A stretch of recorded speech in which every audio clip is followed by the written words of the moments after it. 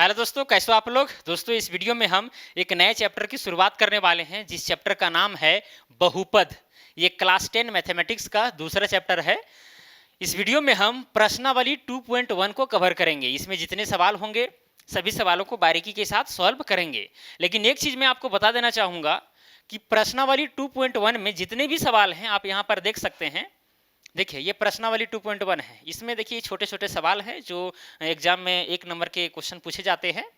मैं चाहूंगा तो इस प्रश्नावली को मात्र 2 मिनट के भीतर खत्म कर देंगे, आपको समझा देंगे और आपको समझ में आ भी जाएगा और आप एग्जाम में नंबर उठा लेंगे। ये 100% है। 2 मिनट का काम है इस प्रश्नावली के सवालों को समझाना ट्रिक के माध्यम से। लेकिन दोस्तों आप कब तक ट्रिक को फॉलो कीजिएगा, कब तक ट्रिक के पीछे भागते रहिएगा।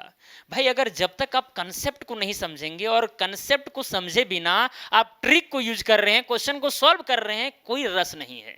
मैथमेटिक्स समझने की चीज है, रटने की चीज नहीं है और ज्यादा ट्रिक भी लगाने की चीज नहीं है। अगर आप ट्रिक लगा रहे हैं और आपको कंसेप्ट पता है तो ठीक ठाक है, लेकिन बिना कंसेप्ट पता हुए आप ट्रिक का यूज करके क्वेश्चन को बना रहे हैं, मैथमेटिक्स में 100 में 100 ला रहे हैं, अच्छा नंबर उठा रहे हैं, सब लोग आपकी तारीफें कर रहे हैं, कोई फायदा नहीं है भाई। मतलब जितना नंबर उठता है, जितना आप क्वेश्चन को सॉल्व कर रहे हैं, उसके पीछे आपका राज भी पता होना चाहिए, उसका राज पता होना चाहिए, है कि नहीं। ये सिंपल सी फंडा है। इसीलिए हमेशा शॉर्टकट के पीछे मत भागिए, थोड़ा सा बारीकी से हर चीजों को समझने का प्रयास कीजिए। क्लियर। कई यूट्यूब पर आपको ऐसे भी वीडियोज मिल जाएंगे जो 10-15 मिनट के अंदर जो है कंसेप्ट को भी समझा दिया जाएगा, साथ में क्वेश्चन को भी समझा दिया जाएगा। हाँ हो सकता है, क्यों नहीं हो सकता है, हम भी वो चीज़ कर सकते हैं, कोई बड़ी बात नहीं है। लेकिन भाई लंबा समय तक पढ़ाने का एक ही चीज़ आपका बेनिफिट होगा कि भाई अगर वीडियो लंबा है, मान के चलिए वीडियो 50 मिनट या 1 घंटा का है, तो इससे क्या फायदा होगा आपको। यही फायदा होगा कि भाई हम नया नया चीज बोलेंगे, बहुत सारी चीजें बोलेंगे, एक चीज को 2 बार 3 बार बोलेंगे, तो वो चीज जो है आपके माइंड में धीरे धीरे सेट होते चलेगी। शॉर्ट में क्या होता है कि आप चीजों को अगर ढंग से नहीं सुने तो वो पार खत्म, बाय बाय टाटा है, सुने है ना ये बोला, ठीक है। तो वही चीज हो जाएगा।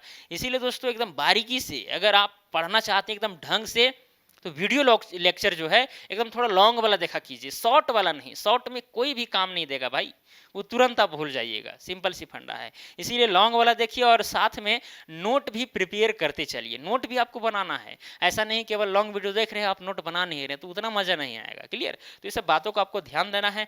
पढ़ने लिखने वाले लोगों का ये पहचान है कि वो हमेशा लॉन्ग वीडियो ही देखा करेंगे और चीज़ों को एकदम बारीकी से समझेंगे। और भाई आप क्लास 10th में पढ़ रहे हैं, आपको हर चीज़ को एकदम पूरा समझना है बारीकी के साथ। आप कंपटीशन वाला मतलब एग्जाम की तैयारी नहीं कर रहे हैं कि आप एकदम ट्रिक वगैरह यूज करके एकदम शॉर्टकट वाला मेथड यूज करके आप जो क्वेश्चन को सॉल्व कर रहे हैं, किसी तरह से आपको निकालना है एग्जाम, वैसा नहीं ना है भाई। आपको रिटन एग्जाम देना है, चीज़ों को समझना है, बाद में आप एग्जाम का तैयारी कीजिएगा, हायर क्लासेस में जाइएगा, तो ये चैप्टर जो है आपको पीछा नहीं छोड़ेगी।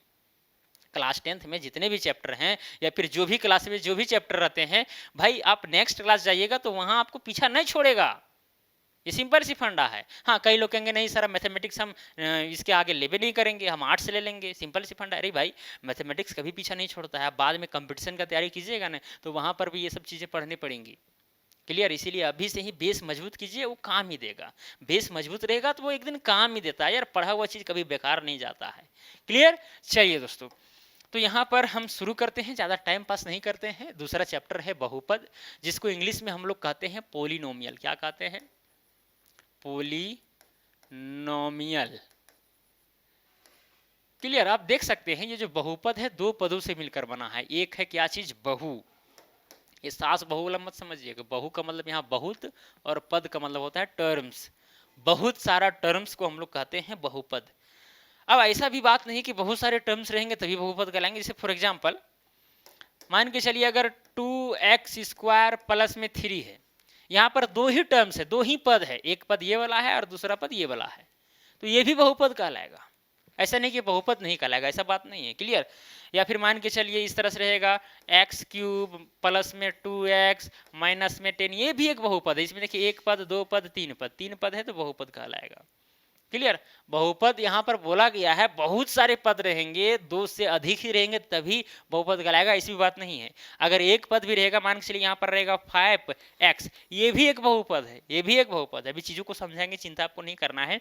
साथ में अगर हम लिखेंगे 10, ये भी एक बहुपद है, 10 भी अपने आप में एक बहुपद है, पोलिनोमियल है। क्लियर। तो इस चीज को भी समझेंगे, चिंता आपको नहीं करना है। तो यही सब क्या है, बहुपद है, तो बारीकी से चर्चा करेंगे।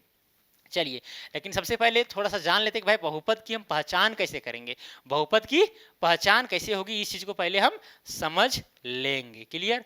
देखिए कैसे पहचान होगी, आपको एकदम सिंपल सा एक तरीका बताते हैं। क्या है यहाँ पर, बहुपद जिसको कहा जाता है इंग्लिश में पॉलिनोमियल।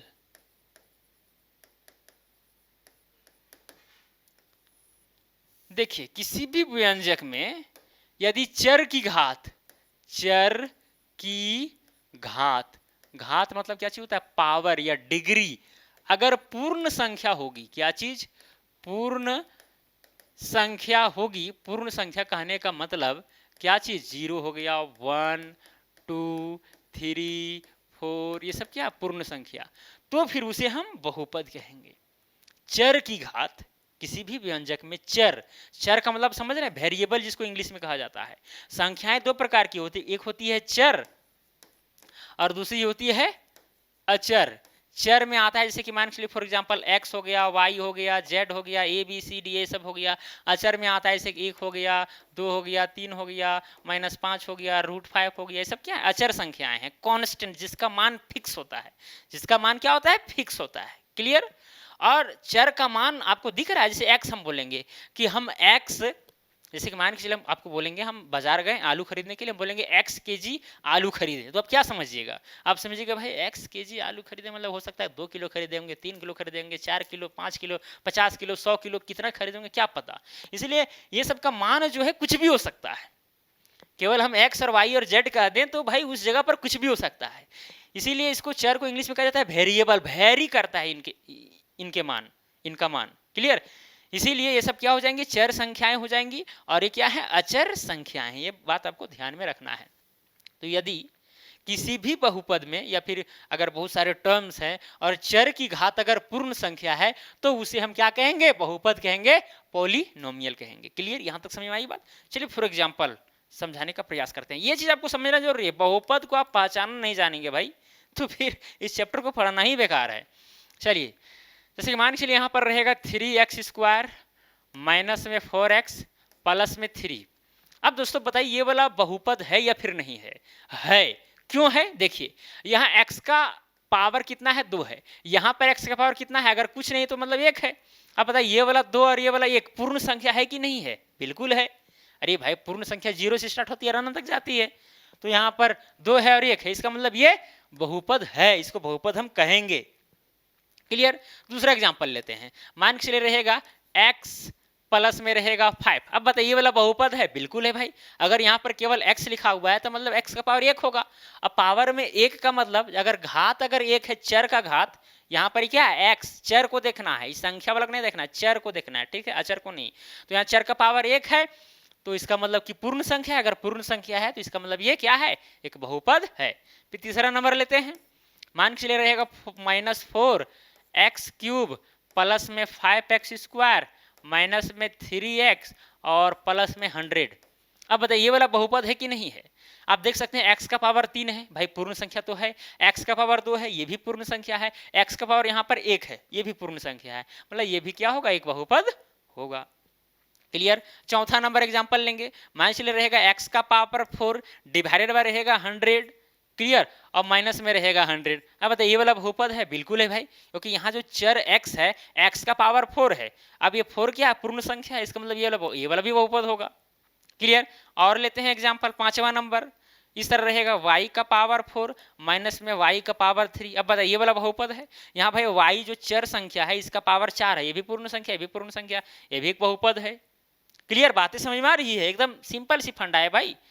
और यहाँ पर एक चर वाला बहुपद पर बात करेंगे, ऐसा नहीं कि इस तरह से आप कहिएगा सर 3x² प्लस में 5y रहेगा, भाई यहाँ 2 चर वाला बहुपद है, नहीं, हम एक चर वाला बहुपद पर चर्चा कर रहे हैं, ठीक है, क्लास 10 में ही है। चलिए अब मान के चलिए छठा नंबर में रहेगा, छठा नंबर में ये चीज रहेगा, मान के चलिए रहेगा 10। अब बताइए 10 एक बहुपद है? बिल्कुल है। क्यों है? क्योंकि इस 10 को हम क्या कर सकते हैं, 10 इंटू में x का पावर 0 लिख सकते हैं। 10 को हम क्या लिख सकते हैं, 10 इंटू एक्स का पावर 0, क्योंकि x का पावर 0 का मतलब होगा 1। किसी भी संख्या का अगर पावर 0 हो जाए, घात 0 हो जाए, तो उसका मान होता है 1। आप 10 को गुना 1 से करेंगे तो 10 ही होगा। मतलब कुल मिलाकर के ये वाला चीज जो है वो 10 ही है, लेकिन केवल रूप चेंज करके लिखा गया है। क्लियर? तो यहाँ पर कुल मिलाकर के 10 x का पावर 0 है।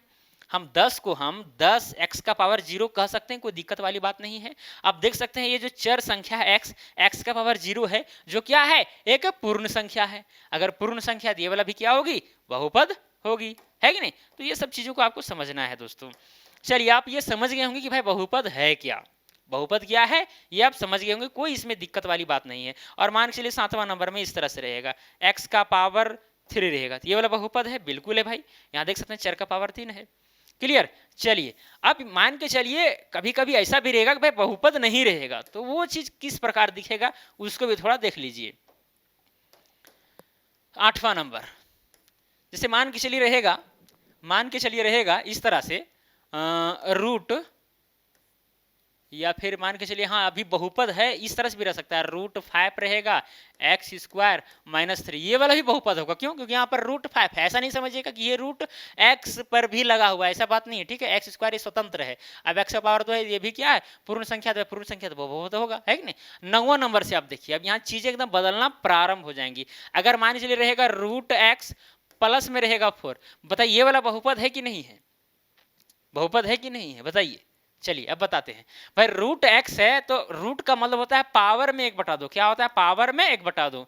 आप देख सकते हैं कि भाई ये जो चर संख्या है उसके पावर में 1/2 आ रहा है। अब बताइए 1/2 जो है एक पूर्ण संख्या है कि नहीं है? नहीं है, 1/2 पूर्ण संख्या नहीं है। पूर्ण संख्या में प्राकृत संख्याएं आती है और साथ में 0 आता है, इसीलिए ये पूर्ण संख्या नहीं है, इसीलिए बहुपद नहीं होगा। क्लियर? ये समझ में आ रही है बात? चलिए और एग्जांपल देखते हैं।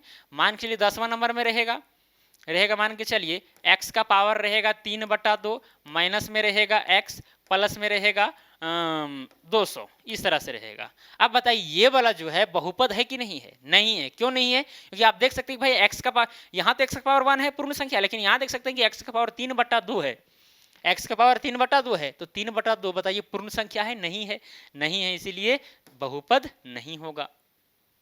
चीजें स्पष्ट हो रही है, इसको समझना है भाई, ठीक है? गड़बड़ाना नहीं है, गड़बड़ाइएगा तो फिर हड़बड़ा जाइएगा। क्लियर? चलिए 11 नंबर, 11 नंबर मान के चलिए इस तरह से रहेगा 1/x प्लस में यहाँ मान के चलिए रहेगा 6। अब बताइए ये वाला बहुपद है कि नहीं है? आप देख सकते हैं कि यहाँ पर 1/x है। क्या है? 1/x है। मतलब 1/x को क्या कर सकते हैं आप, बराबर में x का पावर -1 लिख सकते हैं। ऐसे अगर यहाँ पर x का पावर कुछ नहीं तो मतलब 1 है। अब इस x के पावर 1 को अगर ऊपर ले जाना चाहेंगे तो ये जो 1 का साइन है वो बदल जाता है। तो x को तो ऊपर हम ले गए, लेकिन यहाँ पर +1 था, तो लेकिन यहाँ पर क्या हो जाएगा, -1 हो जाएगा। अब यहाँ x का पावर क्या हो जाएगा, एक्चुअली -1 हो जाएगा। जब x का पावर माइनस हो जाएगा तो ये पूर्ण संख्या नहीं है। जब पूर्ण संख्या नहीं है तो ये वाला बहुपद नहीं कहलाएगा।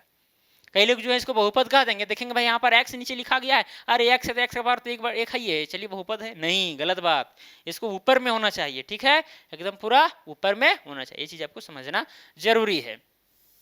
क्लियर दोस्तों? समझ में आ रही बातें? एकदम समझ में आनी चाहिए, कोई बड़ी बात नहीं है। चलिए 12 नंबर में मान के चलिए रहेगा 1/x - 1, फिर रहेगा -2/3। बताइए ये वाला बहुपद है? ये वाला भी बहुपद नहीं है। नीचे अगर x आ रहा है तो भाई कहीं ना कहीं पावर में जैसे हम उसको ले जाएंगे तो गड़बड़ा जाएगा, माइनस में आ जाएगा, मतलब ये वाला भी बहुपद नहीं होगा। चलिए अब 13 नंबर लेते हैं। 13 नंबर, ठीक है?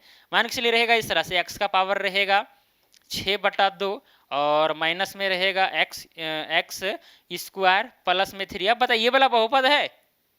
कई बोलेंगे कि नहीं है। कैसे नहीं है भाई? यहाँ x का पावर 6/2 है, x का पावर 6/2 है, तो 2 एकम 2, 2 तिया 6, यानी x का पावर 3 है कुल मिलाकर के, x का पावर 3 है और माइनस x स्क्वायर है, ठीक है? तो x का पावर 3, 3 का मतलब यहाँ पूर्ण संख्या, ये भी पूर्ण संख्या, तो भाई ये बहुपद तो है। यहाँ पर आपको फंसाने के लिए 6/2 लिख दिया गया है। भाई आपको इसको जब काटेंगे तो 3 ही ना आएगा, तो 3 क्या है? पूर्ण संख्या है, तो ये बहुपद होगा। क्लियर? तो मुझे उम्मीद है दोस्तों आप बहुपद कौन कौन हैं और बहुपद कौन नहीं होंगे ये चीज तो आप पहचानना सीख गए होंगे, कोई बड़ी बात नहीं है। यहाँ पर एक्स का प्रयोग हम ज्यादा किए क्योंकि भाई पूरे मैथमेटिक्स में हम लोग चर की जगह पर एक्स का ही प्रयोग किया करते हैं। आप वाई का भी प्रयोग कर सकते हैं जिस तरह से यहाँ किए हैं, जेड का भी प्रयोग कर सकते हैं, कोई बड़ी बात नहीं है, ठीक है। लेकिन एक्स का ही प्रयोग ज्यादा करते हैं, इसलिए एक्स के टर्म में हम लिख भी दिए हैं। क्लियर? यहां तक समझने में कोई दिक्कत दोस्तों एकदम नहीं होनी चाहिए। चलिए अब यहाँ पर अब इतना सीख लिए तो काफी है, बाकी बात आप समझ जाइएगा। मतलब कुल मिलाकर के आपको याद रखना कि भाई चर का घात पूर्ण संख्या होना चाहिए, अगर नहीं हो रहा है तो फिर वो नहीं होगा बहुपद। क्लियर? चलिए अब यहाँ पर दोस्तों हम सबसे पहले आपको बताएंगे कि भाई बहुपद के प्रकार क्या हैं। चलिए यहाँ पर हेडिंग देते हैं हम बहुपद के प्रकार।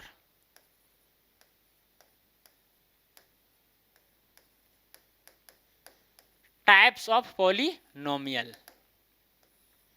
पहला नंबर, चलिए ब्लैक से ही लिख देते हैं। पहला नंबर हम चलिए डायरेक्ट हम रैखिक बहुपद से ही शुरुआत करते हैं। रैखिक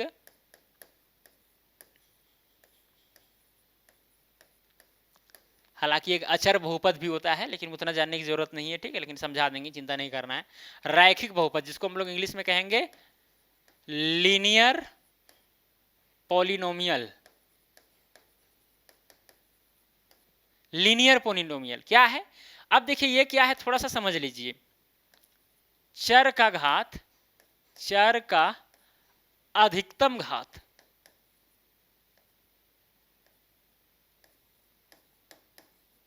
अधिकतम घात कितना होना चाहिए? 1 होना चाहिए। अगर चर का अधिकतम घात किसी भी बहुपद में 1 है, ठीक है, चर का अधिकतम घात किसमें? बहुपद में अगर 1 है तो फिर वो रैखिक बहुपद कहलाएगा। जैसे फॉर एग्जाम्पल, एग्जाम्पल के बिना कोई भी डेफिनेशन अधूरा है भाई। चलिए एग्जाम्पल देते हैं, जैसे कि मान के चलिए रहेगा 2x + 3, ये सब क्या है? एग्जाम्पल है, समझना है। 2x + 3 आप देख सकते हैं यहाँ पर भाई x का पावर अधिकतम क्या है? 1 है, तो ये कहलाएगा रैखिक बहुपद। इस चीज को आपको समझना है। ओके, मान के चलिए रहेगा 3y - 4, ये भी एक रैखिक बहुपद है क्योंकि y का पावर एक ही है। अगर मान के चलिए रहेगा 10x, ये भी एक रैखिक बहुपद है क्योंकि यहाँ पर देख सकते हैं कि चर का अधिकतम घात क्या है? 1 है। चर का अधिकतम घात क्या है? 1 है। सिंपल सी फंडा है। क्लियर? हाँ, अब यहां पर एक चीज और, इसका जनरल फॉर्म क्या होगा इस चीज को भी जानना होगा।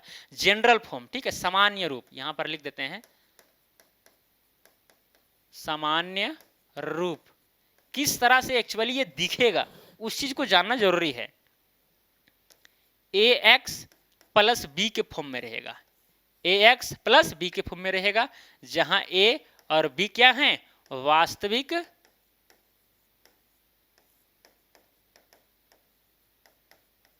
वास्तविक संख्याएं हैं। क्लियर? ए और बी की जगह पर कुछ भी हो सकता है। जैसे आप देख सकते हैं यहाँ पर देख सकते हैं कि भाई ए के जगह पर यहाँ पर 2 है कि नहीं, बाकी बात ए एक्स तो रहेगा ही रहेगा, या तो अगर यहाँ वाई रहेगा चर तो वाई रहेगा, सिंपल सी फंडा है।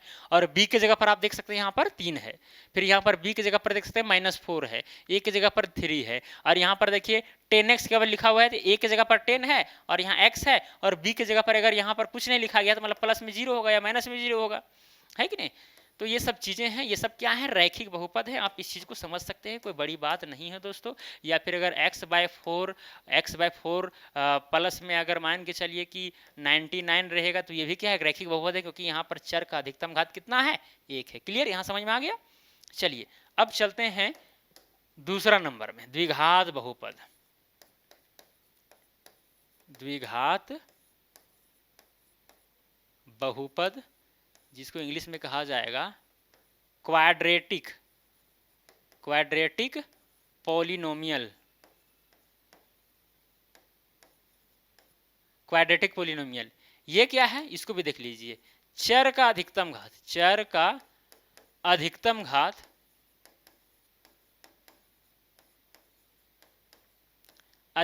कितना रहेगा पता है? 2। अगर चर का अधिकतम घात 2 रहेगा तो समझ जाइएगा कि वो द्विघात बहुपद है, यानी क्वाड्रेटिक पॉलिनोमियल है।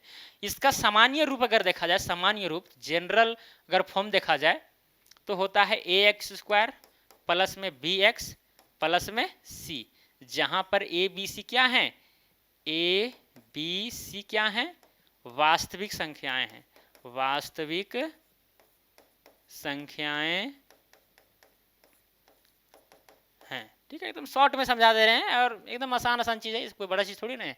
बाकी बात चर्चा भी करेंगे रैखिक बहुपद का मतलब क्या चीज होता है, द्विघात बहुपद का मतलब जैसे मानिए 2x+3 है तो ये हमें आखिरकार क्या बताता है, क्या बताता है, ये सब पर चर्चा करेंगे ताकि आपको महसूस हुए वो चीज। क्लियर। चलिए अब यहाँ पर देखिए एग्जाम्पल लेते हैं, जैसे रहेगा ए की जगह पर मान के चलिए हम लिखें 4 और x² 4x² रहेगा। अब प्लस में बी की जगह पर हम मान के चलिए ले लिए 3 तो 3x हो जाएगा और सी की जगह पर ले लिए -2 ले लिए, ये हो गया। ये क्या हुआ, द्विघात बहुपद हुआ। ये सब क्या है, एग्जाम्पल है। फिर मान के चलिए रहेगा इस तरह से x² और प्लस में मान के चलिए 4 रहेगा तो ये भी क्या है, एक द्विघात बहुपद है। क्लियर। जहां पर b 0 के बराबर है। हाँ, एक चीज आपको ध्यान में रखना है कि यहां पर a का मान जो है 0 नहीं होना चाहिए, a का मान 0 नहीं होना चाहिए और यहां पर भी a का मान 0 नहीं होना चाहिए। क्यों नहीं होना चाहिए, क्योंकि अगर 0 रहेगा भाई, अगर a का मान 0 रह जाएगा तो पूरा 0 हो जाएगा, तो केवल यही वाला बचेगा, तो फिर वो रैखिक बहुपद नहीं कहलाएगा, फिर वो शून्य बहुपद कहलाएगा, है कि नहीं। और यहाँ पर a का मान 0 नहीं होना चाहिए, अगर a का मान 0 हो जाएगा तो x² जो भी रहेगा भाई ये 0 हो जाएगा, तो केवल bx+c बचेगा, तो फिर ये वाला रैखिक बहुपद बन जाएगा। तो ये सब चीजें हैं, इसीलिए ये सब कंडीशन भी आपको ध्यान में रखना है। क्लियर। बाकी बात एग्जांपल के माध्यम से आप समझ ही सकते हैं, मतलब उसमें x का अधिकतम पावर रहेगा ही रहेगा। ठीक है, x का अधिकतम पावर होना चाहिए। क्लियर। चलिए यहाँ पर क्या है, जनरल फॉर्म में अगर लिखेगा तो ये वाला चीज लिखना जरूरी है। बाकी बात तो भाई यहाँ पर x का पावर 2 तो दिख ही दे रहा है कि नहीं, तो ये द्विघात बहुपद होगा, इसमें अधिकतम घात 2 है। क्लियर। चलिए अब मान के चलिए रहेगा मान के चलिए रहेगा 5x² माइनस में रहेगा 3x, ये भी एक द्विघात बहुपद है। यहाँ पर देखिए x का पावर 2 है और यहाँ पर x का पावर 1 है, तो अधिकतम कितना, अधिकतम 2 है, इसीलिए अधिकतम अगर 2 है तो कहलाएगा द्विघात बहुपद, क्योंकि हम लोग जानते हैं चर का अधिकतम घात अगर 2 रहेगा तो कहलाएगा द्विघात बहुपद, यानी क्वाड्रेटिक पॉलिनोमियल। क्लियर, यहाँ तक समझ में आया। या फिर मान के चलिए अगर y का स्क्वायर भी रहेगा, y का स्क्वायर, तो ये भी एक द्विघात बहुपद है, क्योंकि अधिकतम घात कितना है, 2 है। चलिए अब तीसरा नंबर में चलते हैं। तीसरा नंबर त्रिघात बहुपद, त्रिघात बहुपद जिसको इंग्लिश में कहा जाता है क्यूबिक पॉलिनोमियल।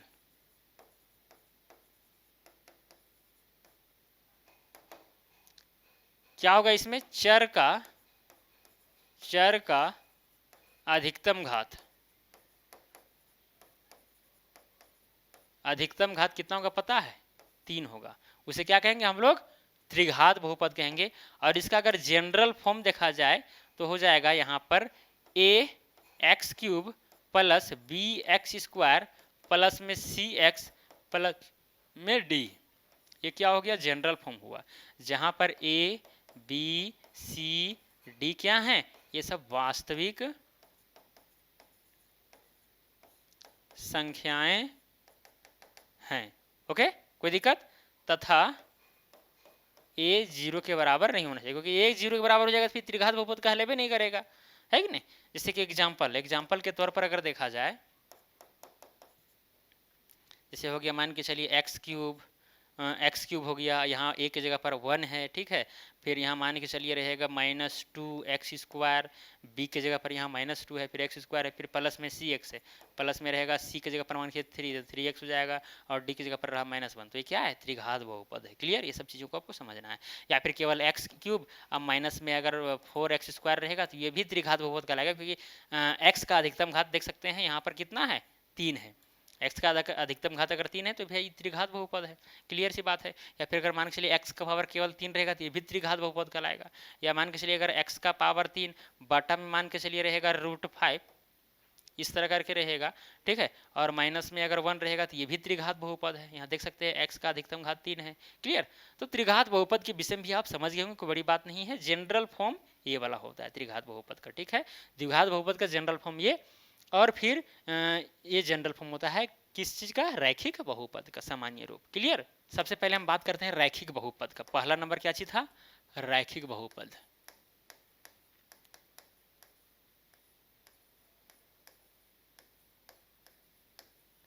चलिए मैं एग्जाम्पल लेते हैं दोस्तों, एक एग्जाम्पल हम लेते हैं, ठीक है।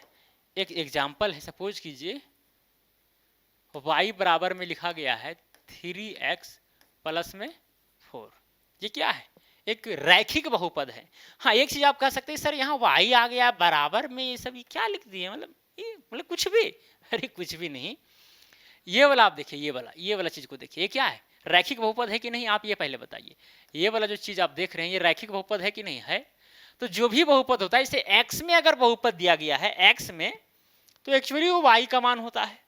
एक्चुअली वो y का मान होता है। अभी देखिए कैसे समझेंगे आप सब, ठीक है? एकदम सिंपली समझा देंगे, कोई बड़ी बात नहीं है, ठीक है? अभी ग्राफ जैसे हम बनाएंगे ना, और फिर द्विघात वाला त्रिघात वाला समझाएंगे तो और भी एकदम क्लियर हो जाएगा। चलिए सबसे पहले हम एक x अक्ष और एक दूसरा y अक्ष खींचते हैं।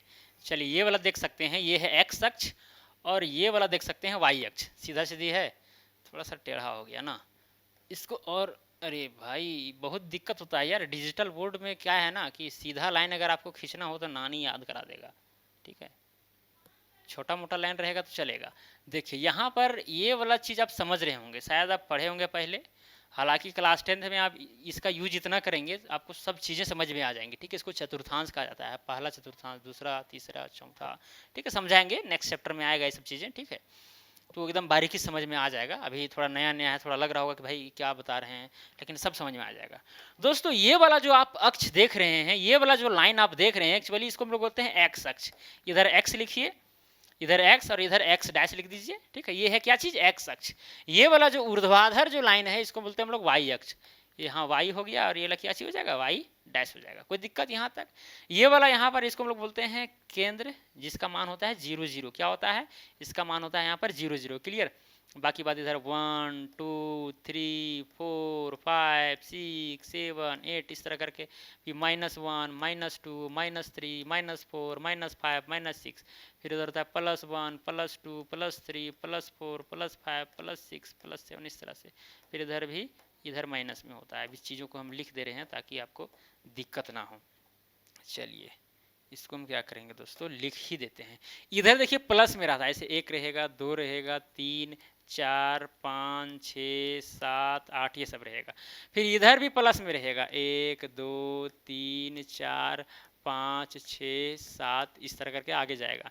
इधर रहेगा, अगर इधर ये मूल बिंदु जो है इधर लिए प्लस तो इधर माइनस, लेफ्ट साइड में माइनस होता है तो -1 हो जाएगा, ये -2 -3 -4 -5 -6 -7 इस तरह जाएगा। फिर इधर नीचे तरफ भी -1 -2 -3 -4 -5 -6 -7 इस तरह करके आगे जाएगा।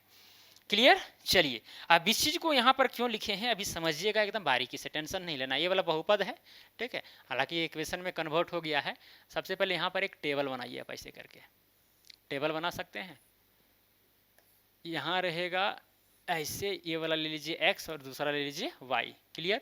अब बाकी बात यहाँ पर जितना आपको घर बनाना है, जितना आपको जरूरी पड़ेगा उतना बना सकते हैं, कोई दिक्कत वाली बात नहीं है। कम भी बनाएंगे, 2 भी बनाएंगे तो भी चलेगा। क्लियर? हम इतना बना दिए। अब दोस्तों यहाँ पर मेरा समीकरण क्या चाहिए? y बराबर में क्या चाहिए है? 3x प्लस में 4 है। एक चीज हम आपको बताते हैं, एक चीज आप जिंदगी भर नोट करके रख लीजिएगा। अगर इस तरह से आपको 2 चर वाला रैखिक समीकरण मिलता है, 2 चर वाला है, ठीक है? 2 चर वाला रैखिक समीकरण है, तो यहाँ पर दोस्तों यदि x का मान आप अपने से रखिएगा तो y का मान जो है खुद निकल जाएगा। x का मान अगर आप रखिएगा यहाँ पर, ऐसे एक रखेंगे, जैसे मान के चलिए अब x बराबर में 1 रखें तो y बराबर में क्या हो जाएगा पता है? y बराबर में हो जाएगा 3, x की जगह पर 1 रखें तो 3 × 1 हो जाएगा, × 1 प्लस में 4। यहाँ कितना हो गया? 3 एकम 3 और प्लस में 4, तो 4 3 कितना हो गया? 7। तो y का मान कितना आ गया? 7। यदि आप x का मान 1 रखें तो y का मान कितना आ गया? 7 आ गया, ठीक है? अगर मान के चलिए x का मान आप 2 रखते हैं, x बराबर में आप 2 रख दिए तो y बराबर में कितना हो जाएगा पता है? y बराबर में हो जाएगा x के जगह पर हो जाएगा यहाँ पर कितना? 2 हो जाएगा, क्योंकि x के जगह पर हमें 2 रखना है। प्लस में हो जाएगा 4, 3 दूना हो जाएगा 6 और प्लस में 4, तो यहाँ कितना हो जाएगा? 10 हो जाएगा। क्लियर? तो ये सब चीजें आती है, लेकिन इस चीज को यहाँ पर जो है आप x का मान रख रहे हैं, चीजें निकल रही है, लेकिन आपको ग्राफ में देख सकते हैं कि भाई हम बहुत बड़ा ग्राफ नहीं बनाए हैं। यहाँ पर 1 से लेकर के 8 तक हम ले गए हैं, 1 से 7 तक गए हैं, 1 से -6 तक, -7 तक। तो यहाँ पर क्या करना है, आपको x का मान ऐसा लेना है ताकि जो है आपको y का मान ज्यादा ना आए। जैसे यहाँ पर 10 आ रहा है, y का मान 10, और y का मान 10 तो भाई यहाँ पर 10 आए नहीं है, तो छोटा लाने के लिए हम छोटा छोटा नंबर लेंगे, 0 ले सकते हैं, -1 ले सकते हैं। क्लियर? तो इसीलिए हम अगर y का मान 7 आया तो भाई y का मान 7 तक हम गए हैं तो यहाँ तक चलेगा, कोई दिक्कत नहीं है। आप x का मान 0 भी रख सकते हैं, तो ये वाला चीज रख सकती है, कोई दिक्कत वाली बात नहीं है। लेकिन अगर भाई 10 आपको दर्शाना, 10 कहाँ दर्शाएंगे, ठीक है, समझ में आ जाएगा। इसीलिए आपको ये वाला x बराबर 2 तो रख सकते हैं, लेकिन अभी यहाँ पर मत लीजिए। यहाँ पर चलिए हम x बराबर 0 लेते हैं, x बराबर में 0, तो क्या हो जाएगा, y बराबर क्या हो जाएगा 3 इंटू में x, x की जगह पर 0 प्लस में हो जाएगा 4, 3 को गुना 0 से करेंगे 0 प्लस में 4 और 4 प्लस 0 बराबर में कितना हो जाएगा 4, यानी y का मान कितना आ गया 4। जब x का मान रखें 0 तो y का मान आ गया 4। क्लियर, कोई दिक्कत यहाँ तक, कोई दिक्कत, ठीक है। अब मान के चलिए x का मान आप रख दिए -1, क्या रख दिए -1, तो y बराबर में क्या होगा पता है 3 हो जाएगा, इंटू में x की जगह पर रखेंगे -1 और प्लस में हो जाएगा 4, 3 को गुना -1 से कीजिए -3 और यहाँ पर क्या हो जाएगा +4, -3 + 4 कितना हो जाएगा, ये +1 होगा। यानी कि आप रखें -1x का मान तो y का मान आ गया 1। तो इस चीजों को आपको लिखते चलना है। जैसे x का मान आप शुरू में क्या रखे थे 1 रखे थे, तो y का मान आपको क्या मिल गया 7 मिल गया, ठीक है। अब यहाँ x का मान 0 रखे थे, x का मान 0 रखें तो y का मान क्या मिल गया 4 मिल गया, क्या मिल गया 4 मिल गया।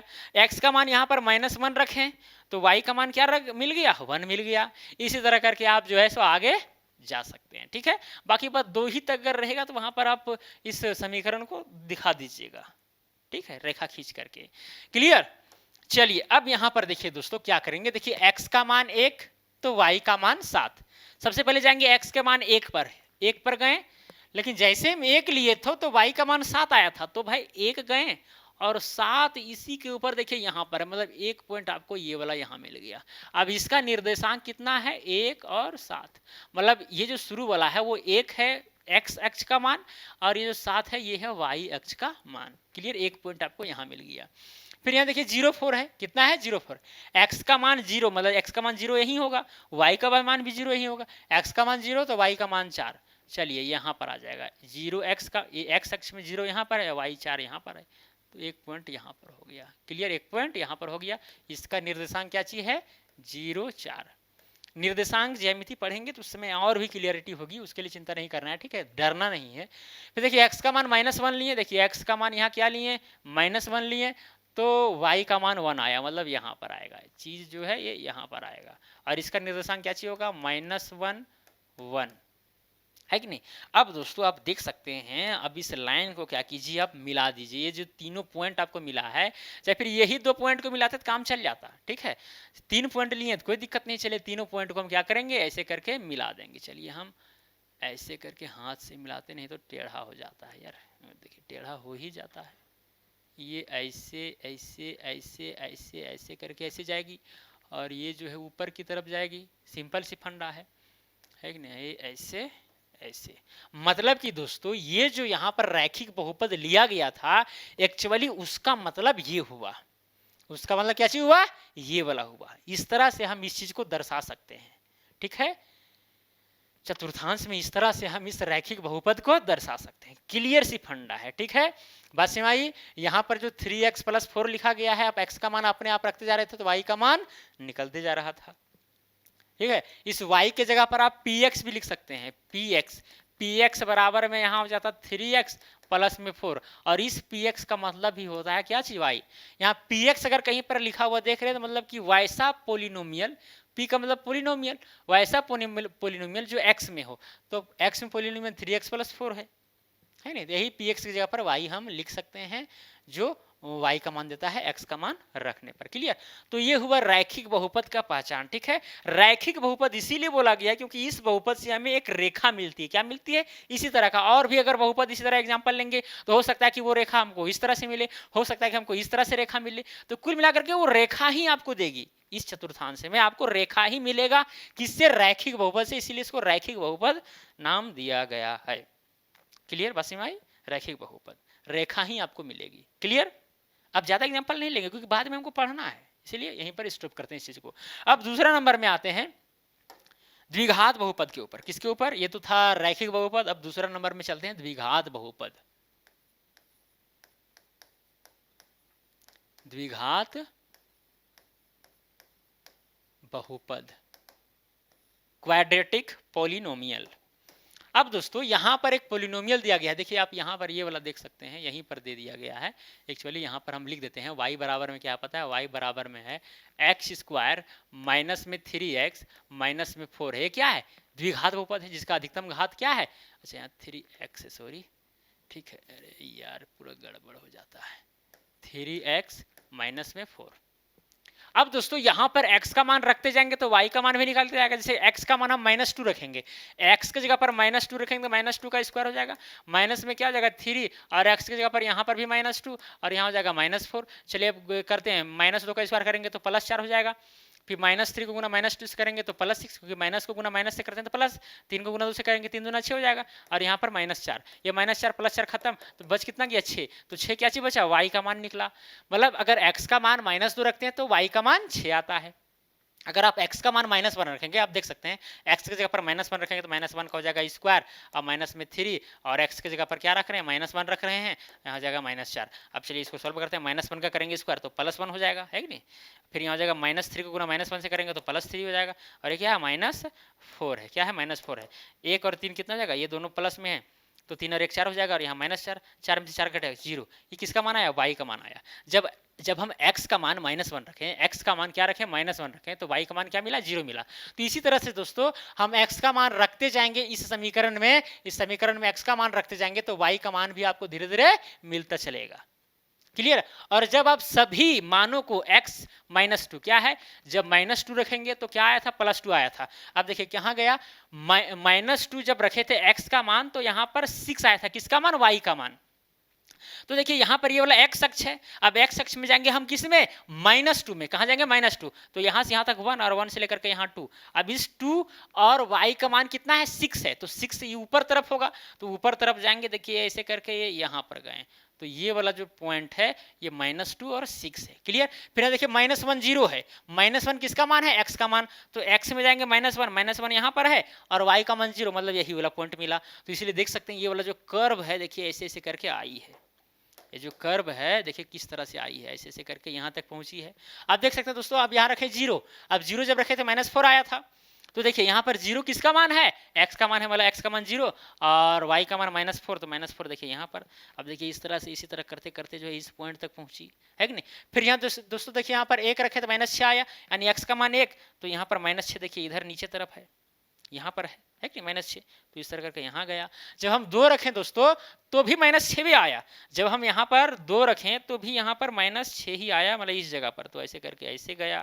क्लियर। उसके बाद में जब 3 रखे तो -4 हुआ, जब x का मान 3 तो यहाँ पर y का मान -4, मतलब यहाँ पर आया, ठीक है, 3 -4, तो ऐसे करके फिर धीरे धीरे जो है सो ऐसे चला गया। तो यहाँ पर अब क्या सीखें कि भाई द्विघात बहुपद जो है कुछ इस प्रकार रहता है, पाराबोला जैसा रहता है, ठीक है। एक्स अक्ष को 2 बार जो है काट सकता है, ये वाला क्या एक्स अक्ष, आप देख सकते हैं एक पॉइंट यहाँ पर कटा है और एक पॉइंट यहाँ पर। बातें समझ में आ रही है, बातें आपको समझ में आ रही है कि नहीं, एकदम आना चाहिए दोस्तों। तो कुछ इस प्रकार से आपको द्विघात बहुपद या द्विघात समीकरण का जो है ये ग्राफ मिलेगा। ये क्या चीज एक्चुअली, इसको हम लोग ग्राफ कहते हैं, क्या कहते हैं, ग्राफ, ग्राफ खींच दिए, मतलब ये वाला इक्वेशन का हम ग्राफ खींचे हैं। भाई और इक्वेशन रहेगा तो हो सकता है कि इस तरह से ग्राफ मिले, या हो सकता है इस तरह से मिले, ठीक है, मतलब इसी तरह से रहेगा, ठीक है, एकदम इसी तरह से आपको इसी स्ट्रक्चर का आपको मिलेगा, ठीक है। लंबा हो सकता है, चौड़ा हो सकता है, लेकिन अंडाकार जैसा ही रहेगा, पाराबोला जैसा ही रहेगा, ये चीज आपको समझना है। क्लियर। चलिए तो यहाँ पर ये सबको हटाते हैं पहले। अब दोस्तों जैसे हम यहाँ पर देखिए द्विघात बहुपद जो होता है उसका हम लोग शून्यक भी निकाल सकते हैं। क्या निकाल सकते हैं, शून्यक, जीरोथ। अब वो शून्यक होता क्या है, एक्स मान को ग्राफ कितना बार प्रतिच्छेद करती है और कहां कहां पर करती है, एक्चुअली वही शून्यक होता है। जैसे यहाँ पर ये वाला जो बहुपद है, ये वाला y = x² - 3x - 4, ये जो द्विघात बहुपद है, यहाँ पर देख सकते हैं एक बार यहाँ पर प्रतिच्छेद की है और एक बार यहाँ पर, तो इसका 2 शून्यक होगा। कितना होगा, 2 शून्यक होगा। कितना शून्यक होगा, 2 शून्यक होगा। यहाँ समझ में आ रहा है बात, ठीक है। 2 बार x अक्ष को प्रतिच्छेद किया भाई तो 2 शून्यक होगा। पहला शून्यक क्या चीज होगा, यहाँ पर देख सकते हैं ये वाला पॉइंट क्या चीज, -1 है, तो इस चीज का अगर शून्यक निकाला जाएगा, शून्यक तो एक होगा क्या चीज, -1 होगा, एक होगा क्या चीज, -1, और दूसरा यहाँ पर देखिए 1 2 3 4, यहाँ पर +4, यहाँ पर देखिए 2 शून्यक ये वाला होगा, -1 और 4। क्लियर। और एक चीज आपको हमेशा याद रखना है कि भाई द्विघात बहुपद का यहाँ पावर देख सकते हैं। द्विघात बहुपद का पहचान होता है कि भाई अधिकतम घात जो है 2 रहेगा। अगर अधिकतम घात 2 है तो उसका शून्यक भी अधिकतम 2 आएगा। 1 भी हो सकता है, ये 0 भी हो सकता है, शून्यक नहीं भी निकल सकता है। शून्यक का मतलब आपको समझ में आ रहा है? नहीं आ रहा होगा लगता है, ठीक है। लेकिन यहाँ पर हम चलिए रैखिक बहुपद में ही एग्जाम्पल लेकर के समझाते हैं। जैसे कि मान के चलिए इस चीज को देखिए, यहाँ पर शून्यक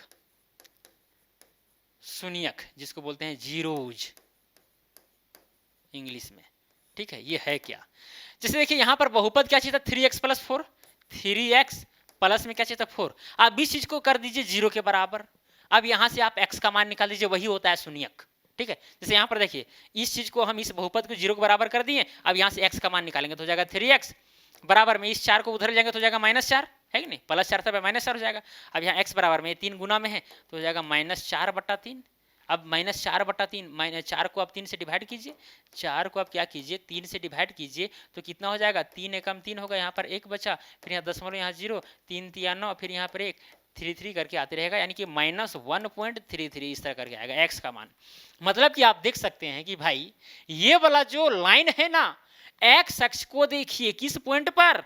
1.33 पॉइंट पर प्रतिच्छेद कर रही है। ये वाला जो रेखा है इस पॉइंट पर प्रतिच्छेद कर रही है। जैसे देख सकते हैं यहाँ पर -1 है, -1 के बाद में -2 है, और यहाँ पर -1.33 है। मतलब देख सकते हैं कि भाई जो हम रेखा खींचे हैं एक्चुअली वही पॉइंट पर, किस पॉइंट पर? -1.33 पर प्रतिच्छेद कर रही है। वही शून्यक होता है। वही क्या होता है? शून्यक होता है। क्लियर। और यहाँ पर शून्यक का मतलब क्या चाहिए हुआ? द्विघात समीकरण में, द्विघात बहुपद में, जैसे यहाँ पर x² है और माइनस में 3x था और माइनस में 4 था, इसको हम 0 के बराबर कर देंगे और यहाँ पर x का मान निकालेंगे तो वही क्या होगा? वही होगा शून्यक। और शून्यक आपको देखिए यही वाला मिलेगा। आप इसको सॉल्व करके देखिएगा, गुणनखंड विधि जानते होंगे सॉल्व करने के लिए, हालांकि पढ़ेंगे इसको, बारीकी से चिंता नहीं करना है। अगर जानते होंगे एकदम तो फिर जो है शून्यक आपको यही वाला मिलेगा। क्या चीज? -1 और 4 मिलेगा। शून्यक क्या चीज मिलेगा? शून्यक जो है, शून्यक यानी कि 0 जो है आपको क्या मिलेगा पता है? यहाँ पर -1 देख सकते हैं कि ये वाला ग्राफ जो है यहाँ पर प्रतिच्छेद एकदम पूरा दिख रहा है कि नहीं? चलिए इसको मिटाते हैं और यहाँ पर देखिए दिख रहा होगा आपको एकदम स्पष्ट कि देखिए यहाँ पर कहाँ से पार हुआ है। देखिए यहाँ पर -1 से पार हुआ, इसीलिए -1 लिखे। फिर कहाँ से पार हुआ है? 3 के बाद यहाँ 4 से, ये 4। शून्यक यही होगा। आप इसको सॉल्व करके देख लीजिएगा। हालांकि हम लोग बाद में सॉल्व करना सीखेंगे, अभी वो टॉपिक नहीं है, ठीक है। फिर लग जाएगा 10 मिनट को समझाने में। क्लियर बस भाई। तो यहाँ पर जितना बार प्रतिच्छेद करेगा भाई, हालांकि रैखिक बहुपद में शून्यकों की अधिकतम संख्या 1 होगी, ठीक है। इस चीज को भी आप चाहेंगे तो नोट कर सकते हैं, इस चीज को भी चाहेंगे तो आप नोट कर सकते हैं, ठीक है। यहाँ पर लिख दीजिए नोट, शून्यकों की अधिकतम संख्या जो है 1 होगी। यहाँ पर हिंदी वाला 1 लिख देते हैं, क्योंकि भाई कोई भी रेखा भाई एक ही बार में कहीं ना प्रतिच्छेद करेगा, 2 बार कहां से करेगा? रेखा भाई सीधी होती है तो x अक्ष को जहां भी काटे एक ही बार काटेगी। इसीलिए जो है यहाँ पर सिंपली बोला गया है शून्यकों की अधिकतम संख्या 1 होगी, क्योंकि इसमें अधिकतम पावर x का 1 ही रहता है। और अगर यहाँ बात करें दोस्तों, यहाँ पर हम बात करें तो x का अधिकतम पावर 2 है, इसीलिए हम यहाँ पर नोट में लिख सकते हैं, शून्यकों का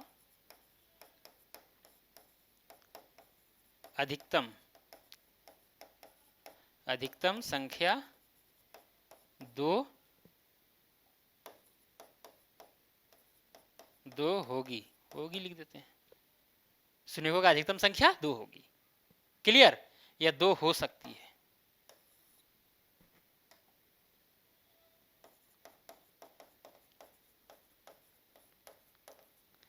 क्लियर? हाँ भाई। अब यहां पर आप कहिएगा कि सर क्या एक भी, हाँ अब यहां पर भी देखिए अधिकतम बोला गया कि शून्यकों की अधिकतम संख्या 1 होगी। अब कभी कभी ऐसा भी हो सकता है कि भाई शून्यकों की संख्या 0 होगी। मान के चलिए अगर रेखा इस तरह से मिल जाए, पूरा इस अक्ष के पैरेलल अगर मिल जाए तो भाई एक्स अक्ष को कहीं पर ये काटेगी ही नहीं ये रेखा। अब जब नहीं काटेगी तो भाई यहाँ पर शून्यक निकलेगा ही नहीं, बस हमारी। तो ये सब चीजों को भी आपको समझना है। तो शून्यक नहीं भी हो सकता है। और यहां पर आप देखिए दोस्तों, यहाँ पर दो बार तो प्रतिशत किया तो दो शून्यक आपको स्पष्ट रूप से दिख रहा है, लेकिन यहाँ पर हम एग्जाम्पल के माध्यम से आपको यहाँ पर दिखाना चाहेंगे। जैसे कभी कभी ऐसा भी हो सकता है, ये वाला हुआ, चलिए थोड़ा सा इसको हम ये वाला लेते हैं, ये वाला दोस्तों वाई अक्ष, ये वाला हुआ एक्स अक्ष। कभी कभी जो है देखिए क्या क्या कंडीशन हो सकते हैं द्विघात समीकरण के लिए हम बता रहे हैं।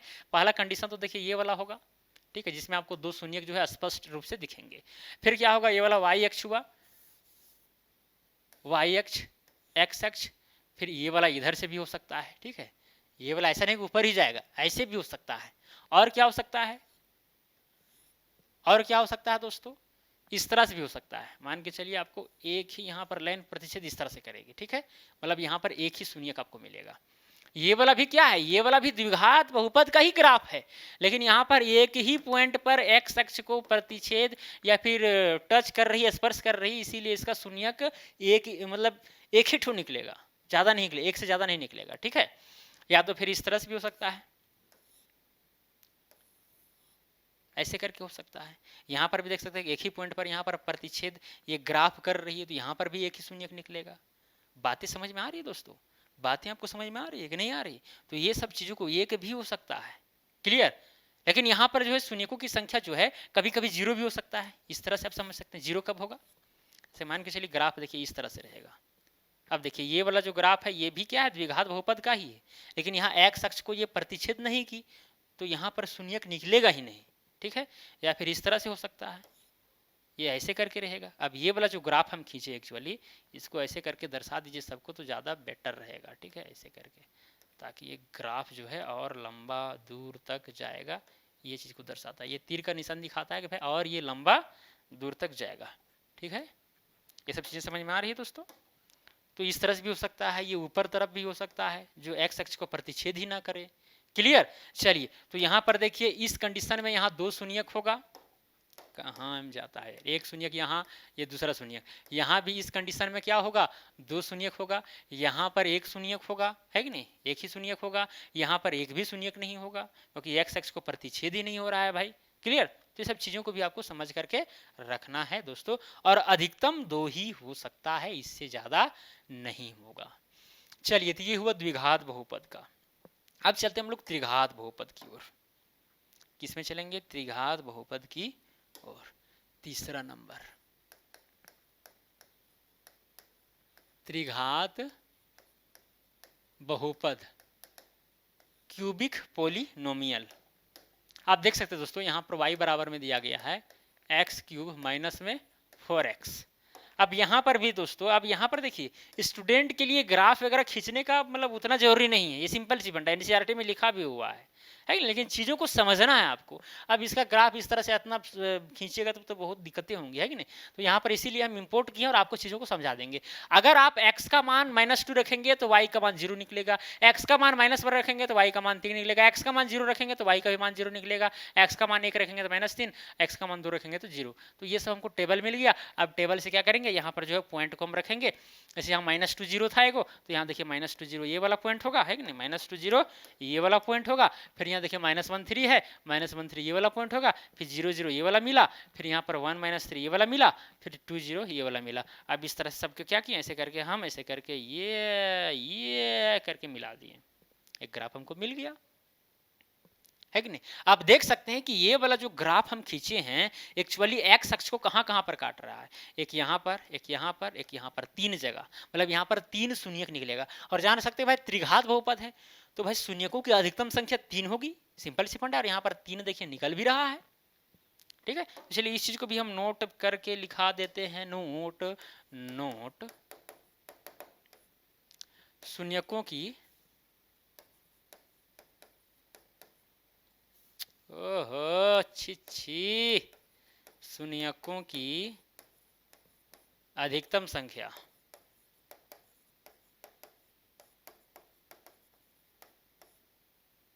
3 होगी या हो सकती है, इससे कम भी हो सकता है, 2 भी हो सकता है, 1 भी हो सकता है, या फिर 1 भी नहीं हो सकता। मान के चलिए अगर इस तरह रहे ग्राफ, इस तरह से रहे मतलब यहाँ पर एको नहीं है, क्योंकि एक्स एक्स को यहाँ प्रतिच्छेद नहीं हो रहा है। या फिर इस तरह से रहेगा तो भी यहाँ पर ऐसे करके नहीं होगा। हो सकता है कभी कभी केवल ऐसे करके जो है ऐसे करके यहाँ पर टच करे तो दो ही होगा शून्यक, एक बार यहाँ टच हुआ और एक बार यहाँ टच हुआ, एक बार यहाँ टच हुआ एक बार यहाँ टच हुआ, है नहीं, तो दो ही शून्यक हुआ। तो इस तरह करके चीज़ों को आप समझ सकते हैं, कोई बड़ी बात नहीं है, अधिकतम 3 हो सकता है। क्लियर दोस्तों, यहाँ तक समझ में आया? तो हम दोस्तों आपको रैखिक बहुपद का मतलब क्या चीज हुआ उसका भी ग्राफ आपको समझा दिए, द्विघात बहुपद का मतलब क्या चीज हुआ उसको भी समझा दिए, त्रिघात बहुपद का मतलब क्या चीज हुआ ये भी चीज आपको बहुत हद तक समझ में आ गया होगा। ठीक है, अब त्रिघात बहुपद पर भाई उतना चर्चा तो क्लास 10th में नहीं होगा, लेकिन फिर भी जानना है, क्लास 10th में अगर दिया है तो भाई चीज़ों को थोड़ा समझ लेंगे तो क्या हो सकता है, क्या दिक्कत है कि नहीं। चलिए अब दोस्तों इतना सीखने के बाद जो है हम आते हैं लास्ट में प्रश्नावली पर।